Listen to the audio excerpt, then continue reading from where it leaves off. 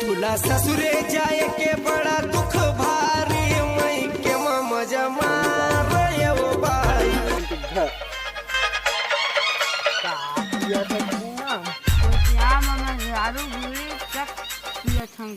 काकी तो प्यार में मैं बीड़ी सिगरेट कभी पिया था।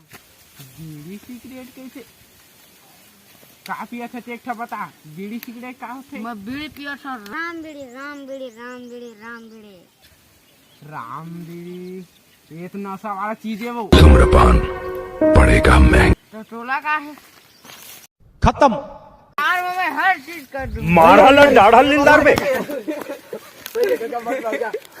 पुनः मैं लड़कियों को बीड़ी पिया था या तो रस नहीं खाना चाहिए।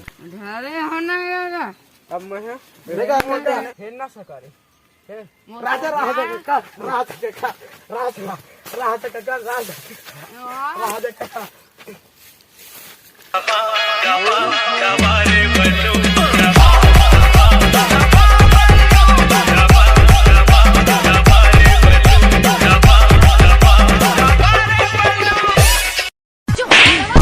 आइसक्रीम खा के